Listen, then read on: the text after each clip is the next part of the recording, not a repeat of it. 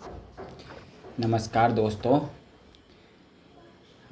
आज का विषय हमारा कल के ही विषय की तरह है कि जो पेपर लीक हुआ उत्तराखंड में वीडियो का, और इसमें जिस तरीके से बयान आ रहे हैं प्रशासन के, तो पहले थोड़ा सा हंसी मजाक कर लेते हैं।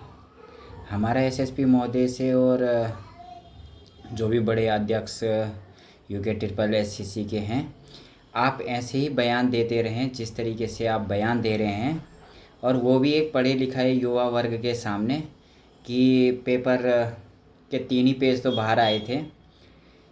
तो ये बिल्कुल हास्यास्पद है।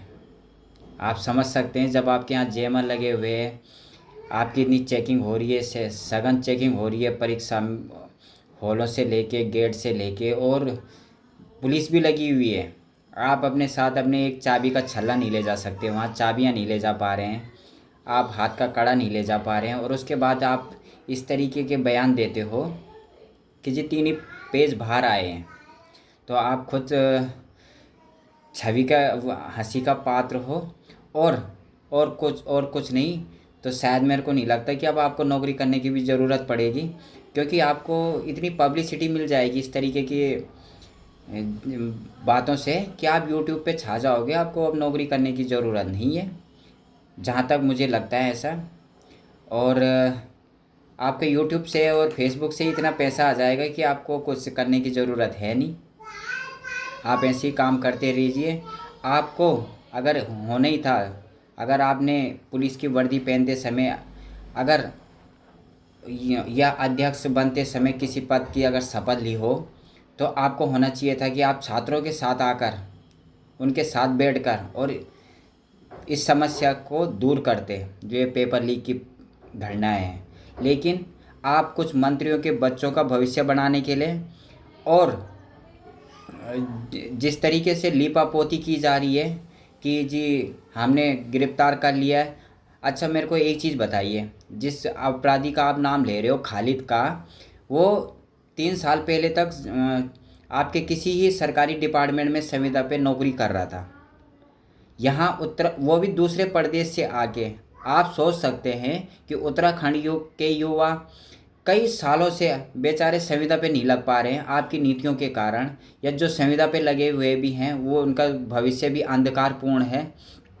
और उसके बाद आप 3 साल पहले किसी खालिद नाम के व्यक्ति को संविदा पे नौकरी पे भी रख दे रहे हो, और फिर हटा भी दे रहे हो, पता नहीं क्या क्या कर रहे हो। तो उसकी भी जांच होनी चाहिए कि किस तरीके से इसने संविदा पे नियुक्ति पाई, क्योंकि अगर संविदा पे भी नियुक्ति पाई है तो उत्तराखंड में उससे अच्छे और पढ़े लिखे युवा हैं जो उस नौकरी पे होने चाहिए थे। अगर उस कहीं पे संविदा पे, अगर कहीं पे नियमावली बनी हुई है सरकार की कि संविदा पे रख सकते हैं, तो उससे भी पढ़े लिखे युवा को मौका मिलना चाहिए था।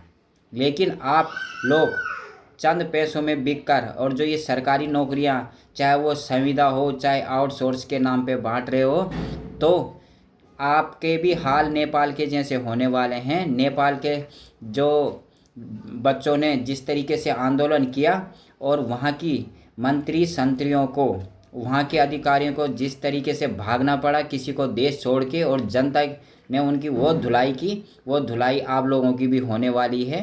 इन्हीं शब्दों के साथ धन्यवाद। और अगर आपके अंदर जरा भी इंसानियत बची हुई है, नैतिकता बची हुई है, तो जो कि हम पिछले 3 सालों से बोल रहे हैं, 3-4 सालों से, कि हर भर्ती, पिछले जो 10 सालों से भर्तियां हुई हैं उनकी सीबीआई जांच होनी चाहिए, और इस भर्ती की तो होनी चाहिए। और जो हमारे प्रदेश के मुखिया हैं उन्हें खुद सीबीआई की मांग करनी चाहिए। होती हैं गलतियां, हो जाती हैं, एक ही व्यक्ति सब कुछ नहीं संभाल सकता कि हर वही आदमी चौकीदार भी बन जाए, वही आदमी आपका बीडीओ भी बन जाए, वही आदमी आपका डीएम भी बन जाए, वही आदमी आपके पटवारी भी बन जाए। आप ऐसा बनने की कोशिश ना करें। आप सीबीआई की मदद लें और अच्छी उच्च स्तरीय जांच करवाएं, और ये लोकल पुलिस के सहारे न बैठें। इनके बस के कुछ नहीं है। एसआईटी वगैरह ये खुद धांधलों में लिप्त हैं बेचारा। के एक जिसको जो आजकल चल भी रहा है कि मूत्र पुलिस के नाम पे, कि फेसबुक वगैरह में भी आपने देखा होगा, एक पोस्टर चल रहा था कि जिस तरीके से केशव जी को प्रताड़ित किया गया, उसकी भी जांच होनी चाहिए। और खुद यहाँ के मुखिया को, अगर उनके अंदर थोड़ी भी नैतिकता बची हुई है, तो खुद मुखिया को सीबीआई जांच की मांग करनी चाहिए और बच्चों के बीच में आके उन बच्चों को आश्वासन दिलाना चाहिए। धन्यवाद।